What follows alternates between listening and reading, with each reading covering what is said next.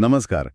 आज आपण एका अशा माहितीवर बोलणार आहोत जी शेतीशी जोडलेल्या प्रत्येकाने विचारात घ्यायला हवी. हं, आपल्याकडे जी माहिती आली आहे त्यात एक मुद्दा आहे खरंच विचार करण्यासारखा. हं. म्हणजे बघा, शेतकरी वर्षभर इतका कष्ट करतात. ऊन, पाऊस, निसर्गाच्या लहरी हं. सगळं सहन करून पीक काढतात. हो, आणि मग तेच पीक विकायला गेल्यावर भाव काय मिळतो? साधारण 30-40 रुपये किलो. बरोबर. पण गंमत पुढे आहे. किंवा गंमत नाही, खरं तर चिंतेची बाब आहे. ती म्हणजे पुढच्या वर्षी पेरणीसाठी तीच बियाणे घ्यायची वेळ आली की. अगदी. तेव्हा मात्र 80, कधीकधी 100 रुपये किलो पण द्यावे लागतात. म्हणजे विकताना 30-40 आणि बियाणं म्हणून घेताना 80-100. जवळपास दुप्पट तिप्पट भाव. हे जे चक्र आहे ना, हे शेतकऱ्याच्या खर्चाचं गणित खूप बिघडवतं. आणि याच आर्थिक चक्रातून म्हणजे खर्चाच्या दुष्टचक्रातून बाहेर कसं पडायचं यावर आपल्या माहिती स्रोतात एक मार्ग सांगितला आहे. अच्छा, म्हणजे खर्च कमी करायला काहीतरी उपाय सुचवलाय.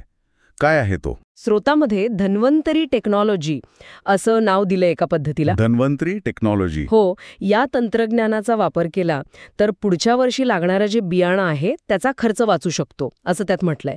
आणि हे सगळं सेंद्रिय पद्धतीने म्हणजे नैसर्गिकरित्या करता येतं असंही सांगितलंय. सेंद्रिय म्हणजे केमिकल वगैरे न वापरता. बरोबर. पण ही धन्वंतरी टेक्नॉलॉजी म्हणजे नेमकं काय आहे हे? स्रोतात अजून काही तपशील आहे का? कसं काम करते हे? हो, थोडी माहिती दिली आहे. त्यांच्या म्हणण्यानुसार हे तंत्रज्ञान अगदी सुरुवातीपासून मदत करतं. म्हणजे बियाण्यावर प्रक्रिया करण्यापासून. म्हणजे ते काय म्हणतात त्याला, बीजोपचार. अगदी बरोबर, बीजोपचार. म्हणजे पेरणीआधी बियाण्याला सक्षम बनवणं, रोग वगैरे लागू नये म्हणून काळजी घेणं, तिथपासून ते पीक कापणीपर्यंत मार्गदर्शन मिळतं असं नमूद केलंय. अच्छा.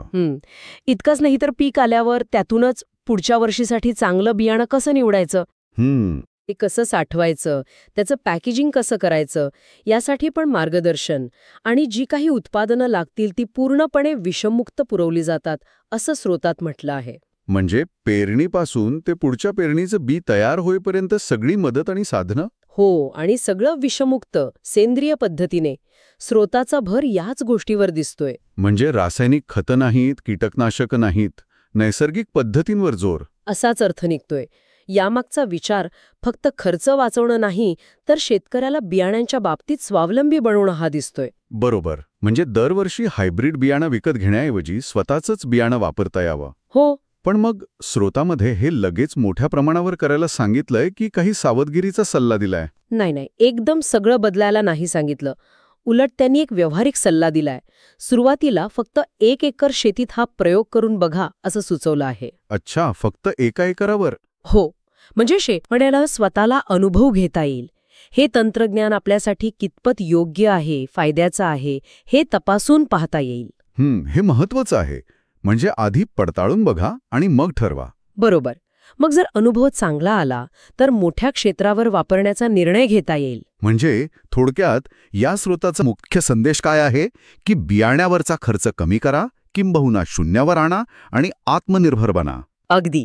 स्वतःचं बियाणं, स्वतःची शेती ही जी संकल्पना आहे ती प्रत्यक्षात आणण्याचा हा एक प्रयत्न दिसतोय. याने शेतकऱ्याच्या अर्थकारणावर नक्कीच फरक पडू शकतो. हो ना. केवळ बियाणं स्वतःचं तयार केलं तरी एकूण नफ्यात किती वाढ होऊ शकते किंवा खर्च किती कमी होऊ शकतो हा विचार करण्यासारखा मुद्दा आहे. आणि स्रोतामध्ये असंही म्हटलंय की या धन्वंतरी टेक्नॉलॉजीविषयी ज्यांना अधिक माहिती हवी आहे किंवा नोंदणी करायची आहे त्यांच्यासाठी एक मोबाईल नंबर दिला आहे. त्यावर संपर्क करून नाव, गाव आणि कोणतं पीक घेता याची माहिती द्यायला सांगितली आहे. बरं. तर आज आपण जी चर्चा केली त्याचा सारांश असा की शेतकऱ्यांसाठी बियाण्याचा वाढता खर्च ही एक मोठी अडचण आहे आणि त्यावर धन्वंतरी टेक्नॉलॉजी हा एक सेंद्रिय उपाय म्हणून आपल्या माहिती स्रोतात मांडला गेला आहे. हो, ज्यातून खर्च बचत आणि बियाण्याचं स्वावलंबन साधता येईल असा त्यांचा दावा आहे. पण इथे एक विचार मनात येतोच. ही संकल्पना ऐकायला, वाचायला चांगली वाटते, पण प्रत्यक्षात आणताना आव्हानं नसतील का? बरोबर. म्हणजे प्रत्येक ठिकाणचं हवामान वेगळं, जमीन वेगळी, पाण्याची उपलब्धता वेगळी. या सगळ्याचा परिणाम अशा प्रयोगांवर होतोच. शिवाय यासाठी शेतकऱ्याकडे किती कौशल्य हवं, किती वेळ द्यावा लागेल. अगदी.